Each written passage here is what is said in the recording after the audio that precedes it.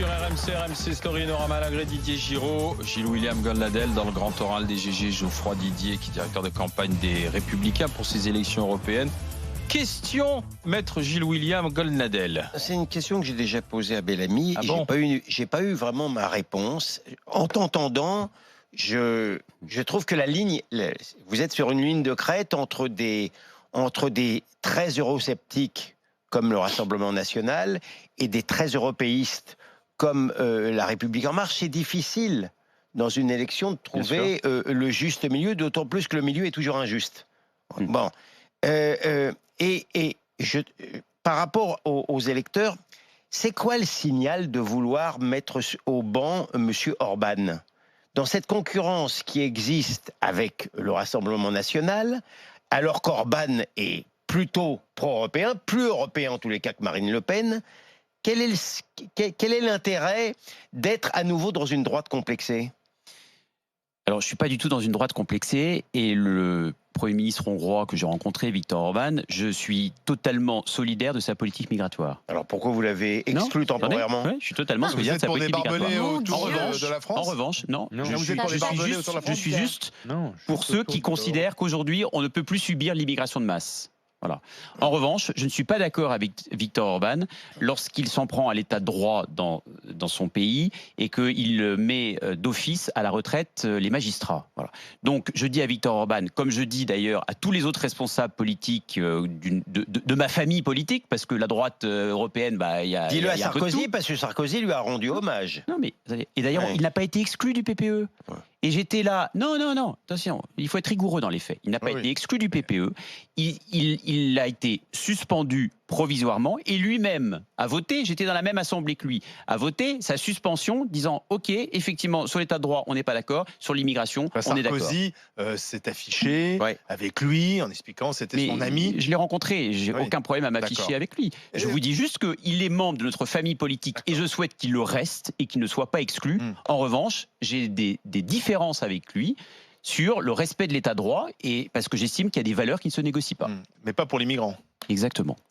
Non mais les migrants, il n'y a pas de problème, on peut mettre des barbelés. Mais c'est pas qu'on peut mettre des barbelés, c'est juste qu'il a dit au secours, nous laissons passer au sein de l'Union européenne des personnes qui n'ont pas respecté les règles. Mais attendez juste une chose, est-ce que vous considérez que c'est la même chose de respecter les lois et les règles ou ne pas les respecter? Si vous considérez que c'est la même chose, aucun problème, effectivement, on peut ne pas soutenir Viktor Orban. Moi, je dis juste que quand il y a une immigration de masse, comme le chiffre que je vous ai évoqué, rien qu'à la frontière française, la meilleure manière de sauver l'Europe, c'est de le prendre en compte et de se protéger davantage. C'est tout, c'est du bon sens. Moi, j'essaie une frontière, c'est pas un mur. Et je suis convaincu qu'on fait de la politique en Europe avec des ponts et pas avec des murs. C'est juste différent. C'est juste, Angela Merkel, elle a commis une lourde erreur. Et elle a commis une lourde erreur, Angela Merkel. Et puis c'est pas la même situation géographique.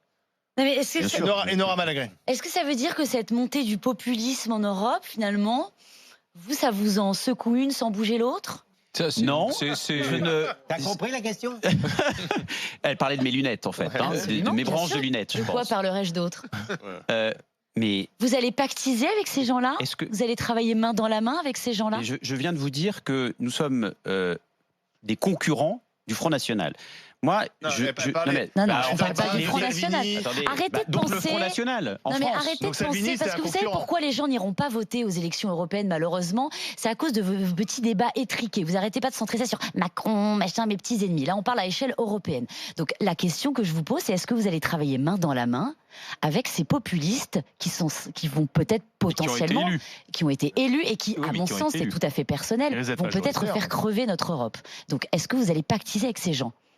Il ne s'agit pas de pactiser, parce qu'on n'est pas dans des pactes. Mais vous allez travailler avec eux main dans la main. Et moi, je travaille avec tous ceux... Attendez, Emmanuel Macron travaille avec Viktor Orban. Arrêtez avec Macron, c'est votre obsession, c'est pas la mienne. Non, mais moi, je suis quand même libre de mes réponses. Arrêtez, on ne parle pas de Macron. Je suis libre de mes réponses. C'est l'élection européenne, là. Donc, on ne parle pas de Macron. Laissez-le de côté, tout va bien. Je vous dis juste que la France, à travers Emmanuel Macron, il s'appellerait... Il vous obsède, hein. Mais attendez, juste...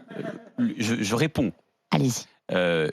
La France, à travers son président de la République, je n'ose même plus donner son nom, travaille avec Viktor Orban. Qu'est-ce que vous me racontez? C'est-à-dire que moi, je n'ai pas le droit de travailler avec Viktor Orban alors que je suis un représentant de la droite européenne. Alors il va sauter mais du le pont gouvernement et vous allez français, sauter lui, du pont. aurait le droit de travailler avec Viktor Orban. Vous n'avez pas 4 ans et demi, monsieur. Quand même. Vous n'avez pas 4 ans et demi. C'est pas parce que Macron va sauter du pont et se mettre une plume, par exemple, dans les fesses que vous ferez pareil. Donc, je vous demande si vous allez accepter de travailler main dans la main, sans aucun problème, avec ces populistes qui sont en train d'envahir notre belle Europe. La meilleure manière de lutter contre le populisme, et je ne suis pas d'accord avec le populisme, c'est traiter la question migratoire. Et effectivement, vous, lorsque vous me dites « Oh là là, les migrants, arrêtez avec les migrants, vous êtes obsédés par les migrants », au fond, vous ne traitez pas le problème. Moi, j'estime aujourd'hui qu'il y a un problème qui est celui... Si, c'est au fond ce que vous avez quand même voulu me dire. J'estime, mais c'est une vraie différence, tant mieux. J'estime qu'il y a une immigration de masse et que si on ne la traite pas d'urgence, c'est l'Europe qu'on met en danger et c'est vos amis les populistes, enfin vos ennemis, pardon, les populistes. Oui, merci. Non, ce sont vos ennemis les populistes qui vont, eux, finir par envahir l'Europe. Donc ce ne sont pas les vôtres. Si ce sont les miens, ce ne sont donc pas les vôtres. Mais est-ce que j'ai dit que j'étais populiste ?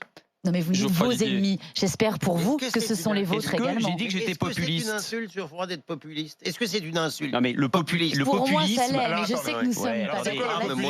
Le populisme, c'est en gros de tirer le peuple vers le bas avec des idées qui ne sont pas les miennes et selon lesquelles il faudrait se mettre des fils barbelés. C'est pas mon objectif. Moi, j'ai jamais dit que je voulais des fils barbelés. J'ai juste dit qu'il y a des frontières dans notre pays et au sein de l'Union européenne et qu'une frontière, ça se respecte. C'est tout. Là, vous venez de vous contredire en 5 minutes. Puisque vous vous dites, je soutiens la politique d'Orban en matière des... Mais Viktor Orban, qu'est-ce qu'il dit? Il dit respecter les frontières de l'Union européenne. Point barre. Arrêtez de le caricaturer. Mais personne ne le fait. On voit bien que c'est beaucoup plus compliqué à gérer. Mais parlons maintenant du grand débat. Mais attendez, je suis désolé. Quand M. Macron, dont je n'ai plus le droit de parler, accueille les migrants de l'Aquarius, il ne respecte pas les frontières de l'Union européenne. Le grand débat, c'est la restitution. Édouard Philippe, en ce moment, restitue la parole des Français qui s'est exprimée, pas tous les Français, mais beaucoup de Français, sur un site internet, dans les cahiers de doléances. C'est un exercice important. Vous allez le suivre. Vous êtes friand de savoir ce que les Français ont envie. Non, je veux que ça cesse. Ça devient insupportable. Non mais attendez. Qu'est-ce qui est insupportable? Moi j'étais favorable au grand débat. D'ailleurs, nous y avons apporté notre contribution sur le fond. J'espère qu'on va en parler. Mais ce grand débat qui est devenu en fait une publicité pour Emmanuel Macron, où en bras de chemise, il est allé passer 6 heures ici, 8 heures là, monopolisant le micro et ne laissant plus la parole aux Français. Et maintenant, on nous explique qu'il va falloir... restituer le grand débat, accoucher ce grand débat pendant des semaines et des semaines et des semaines, et que nous ne saurons les résultats de tout cela que fin avril, peut-être début mai, parce que l'objectif c'est évidemment d'empêcher le débat européen. Je vous dis, ça suffit. Les Français ne sont pas des gogos. Il y a un moment où ils veulent des solutions. Ça fait 6 mois que la France est en panne. Alors, ça fait 6 mois que chaque samedi on se demande si la République va vaciller. Il va peut-être falloir que ce fameux Emmanuel Macron commence à se bouger et à mettre en œuvre des réformes structurelles, celles pour lesquelles il était prétendu. Alors, les 3 réformes qu'Emmanuel Macron doit annoncer la semaine prochaine. Moi, j'oublie pas le message de départ des Gilets jaunes. C'est-à-dire tout simplement une exaspération fiscale. On a le record des pays de l'OCDE en termes d'impôts. Et il est possible de baisser les impôts. Nous, ce qu'on propose, c'est de baisser de 10% l'impôt sur le revenu pour tous les Français. Tous les Français, et pas seulement ceux qui galèrent le plus, parce que tout le monde n'en peut plus de payer autant d'impôts. Exactement, c'est-à-dire en gros un Français sur 2, même un peu moins. Deuxièmement, on veut protéger et préserver le pouvoir d'achat des retraités. Une retraite, c'est pas une allocation, c'est pas un don, c'est un dû, parce que ce sont des Français, et il y en a dans cette salle, et il y en a qui nous écoutent, qui ont travaillé, qui ont cotisé pendant des décennies pour pouvoir assurer leurs vieux jours. C'est pas pour sa propre retraite, c'est l'actif qui cotise pour les actifs. Ok, d'accord, mais ils ont quand même payé pour leur future retraite. Non, on cotise pour ceux qui sont à la retraite. Mais au fond, on paye quand même aussi pour sa future retraite. Donc, ce que je voudrais, pas l'âge de la retraite. Je peux y venir. Juste déjà préserver le pouvoir d'achat des retraités. Bon. Et qu'on arrête de s'attaquer à eux à un moment où ils ne peuvent plus se défendre parce qu'ils ont travaillé et qu'ils ne peuvent plus cotiser. Comment on finance? Donc, alors, j'arrive. Ouais. Et donc, sur les retraités, nous on dit on réindexe toutes les retraites sur l'inflation. Oui, d'accord, mais pardon, ça change la vie. Comment on finance? Vous faites ça en 15 secondes. Vous avez sorti carnet de chèque, mais comment vous financez tout ça? J'y arrive. D'abord, je fais le chèque et après je vous dis comment je le finance. Tout le monde peut faire un chèque autour de la table, mais si on n'a pas d'argent en banque, ça sert à rien. D'accord, mais le gouvernement, il n'a pas l'idée de faire des chèques, il a l'idée d'alourdir ceux des Français. On a fait 13 milliards de chèques déjà. Et à chaque fois, on nous dit quel est le nouvel impôt qu'on va créer plutôt que de la dépense publique en moins. Mais nous, on dit, on supprime. Mais on a un plan. Républicain.fr, site internet, 20 milliards d'euros de dépenses publiques en moins par an. Exemple, régimes spéciaux de retraite. Supprimons les régimes spéciaux de retraite. Mettons en place l'équité, la justice au sein des retraités. C'est-à-dire qu'on aligne le régime de retraite du secteur public et du secteur privé. Aujourd'hui, c'est comme la harmonisation européenne. C'est la retraite bulgare que vous nous promettez. C'est la retraite luxembourgeoise. La retraite française. Et qu'on la préserve déjà. Le traitement social. Mais il faut quand même que tous ceux qui nous regardent et qui nous écoutent le sachent. Le traitement social des régimes de retraite. Le traitement social des régimes des retraites, c'est 10 milliards d'euros par an. Tellement c'est compliqué. Nous, on propose de simplifier et d'avoir, par exemple, aussi une allocation sociale unique. Une seule, et plafonnée à 75% du SMIC, parce que le travail doit toujours mieux rémunérer que l'assistanat ou que la solidarité, et c'est pas le cas aujourd'hui dans notre pays. On propose par exemple aussi que celui qui reçoit le RSA, et il faut évidemment qu'il y ait des Français qui puissent recevoir le RSA, donne 5 heures par semaine d'activité d'intérêt général. Au fond, ce que les Français attendent, c'est de la justice, de l'équité et un équilibre entre les droits et les devoirs. Didier Giraud, c'est une vraie proposition d'avoir une contrepartie au RSA. Ça, c'est une vraie proposition qui est différente. Pas des économies. Hein. Je crois pas qu'on a. Je viens de vous parler de 10 milliards. Je peux vous en donner une autre qui va plaire à Enora d'ailleurs. C'est qu'on arrête l'aide médicale d'État. Voilà. C'est-à-dire l'aide médicale faite aux clandestins. En revanche, comme je ne suis pas comme les Américains à laisser les personnes crever sur le trottoir, on lui substitue, mais vous voyez, je devançais vos questions, on lui substitue une assistance médicale d'urgence qui en gros coûtera 100 millions d'euros par an. Aujourd'hui, c'est plus d'1 milliard d'euros par an. C'est pas tout à fait la même histoire. Pour plaire à Enora, les intermittents du spectacle, on fait quoi? 1 milliard des intermittents. Les intermittents du spectacle, je pense que, ça n'a rien à voir avec le schmilblick dont on parlait jusqu'ici. Attention, les intermittents du spectacle, moi je les défends parce que je pense qu'en fait, ils sont souvent exploités par des sociétés de production qui les considèrent comme intermittents plutôt que de vouloir les salarier, alors qu'en fait, ce sont des salariés de fait. Je vais vous surprendre. Je vous surprends, mais en réalité, je pense que c'est plus au niveau des sociétés de production qu'au niveau des intermittents eux-mêmes qu'il va falloir envisager des réformes. Notamment dans le secteur public. J'ai quand même mon poids, vous remarquerez. Alors par contre, je vais peut-être vous en attribuer un mauvais, si je peux me permettre. Votre ami Bellamy. Votre ami Bellamy, tête de liste, pardon, je passe du coq à l'âne, a tenu des propos sur l'IVG qui m'ont choqué. Il est plutôt contre. J'aimerais avoir votre avis là-dessus. Est-ce que vous partagez cet avis? Je ne partage pas cet avis. Et d'ailleurs, je le lui ai déjà dit. Mais lui-même a bien rappelé à quel point d'abord il assumait sa conviction. Et je préfère les gens qui assument leur conviction. Et deuxièmement, qu'elle était à titre personnel. Et troisièmement, qu'elle n'avait rien à voir avec le défi européen pour lequel il était candidat. Et surtout rien avec la loi Veil qu'il a prouvé. Et d'ailleurs, lui-même a dit que la loi Veil devait s'appliquer. Et je suis fier que Simone Veil soit l'une des références de la droite française. Mais c'est un sujet sensible en Europe. On l'a vu avec l'Irlande il n'y a pas longtemps où elles ont enfin obtenu le droit à l'avortement. Moult pays en Europe n'ont pas cette chance. J'ai trouvé ça relativement dégueulasse. C'est ses convictions. C'est ce qui est dégueulasse, c'est justement d'insulter ses convictions. Et qu'est-ce qu'il a dit? Qu'est-ce qu'il a dit? Non, mais ce qui est dégueulasse, c'est la caricature qui en a été faite. Ça n'a pas de sens. Et Nora, ce qui est dégueulasse, c'est la caricature qui en a été faite. C'est propres convictions de trouver les convictions de Bellamy. Attendez, parce que moi, j'ai pas le droit de donner les miennes. Non, mais il te dit qu'il oui, le monsieur te dit. Avec la loi sur l'avortement. Micro, Bellutry. Monsieur te dit qu'il faut parler devant le micro. Monsieur Bellamy a indiqué très clairement, et ça, ce ne sont pas ses convictions, qu'il était favorable à la loi sur l'avortement telle qu'elle est promulguée en France. Et ben alors, de quoi qu'est-ce que tu crains par rapport à l'Europe? Qu'est-ce que tu crains par rapport à l'Europe? C'est un politique qui est capable de porter des positions majoritaires dans son courant de pensée qui sont à l'inverse de ses propres convictions personnelles. Moi, je trouve que ça l'honore. C'est remarquable. Que ça le déshonore. Et qu'est-ce qu'il a dit? En fait, juste sur cette question, qu'est-ce qu'il a dit? Il a dit l'avortement est un drame. Oui. Point. Ah oui. Voilà. On pense ce qu'on veut, mais j'estime que cette conviction-là n'est pas dégueulasse pour non, mais ça dit pourquoi on a choisi Bellamy? On n'est pas naïf. Bellamy, il a été choisi par Wauquiez. Pas pour ses convictions sur l'IVG. Si, parce que ah bon? Je peux terminer. Après, tu diras non si t'es pas d'accord. Bon, il a choisi Bellamy parce qu'il incarne une certaine droite conservatrice, catholique, celle qui d'ailleurs avait été séduite par François Fillon, et donc il y a un pari d'aller récupérer un électorat qui pourrait tenter d'aller c'est du poignant. Ne soyez pas naïf. Mais Bellamy, il a ses convictions, mais il a été choisi pour ses convictions. Je crois pas. Mais Gilles, vous faites le faux naïf. Je ne crois pas du tout que dans le package. Alors vraiment, je ne crois pas du tout que dans le package. Non mais je ne te dis pas que c'était rédhibitoire. Je te dis que dans le package, ça n'est pas la position personnelle de Monsieur Bellamy qui a été centrale dans le choix de celui-ci. Ça dessine un personnage. J'ai la faiblesse de penser que c'est J'ai la faiblesse de penser que c'est son talent. Mais vous êtes porte-parole, l'un n'empêche pas l'autre. Attendez, je suis pas vraiment en infraction. On va avoir du talent et être un conservateur. Un dernier mot. D'abord, juste, il n'y a pas que François-Xavier Bellamy sur la liste, puisque nous allons être 79. Oui. J'en fais partie. Il y a à la fois des personnes nouvelles et des expérimentées. C'est un peu l'auberge espagnole. 79. Non, mais parce que sur la Serbie, par exemple, il y a des gens qui sont dans votre liste qui sont pour la Serbie dans l'Europe. Et ils ont raison. Alors là, je vous prends au mot, cher ami. L'auberge espagnole, c'est du côté du rassemblement, du LREM, la Nathalie Loiseau, c'est-à-dire la République en marche. Bah si. Et je vais vous dire pourquoi. Je vais vous dire pourquoi. J'ai même plus le droit d'en parler.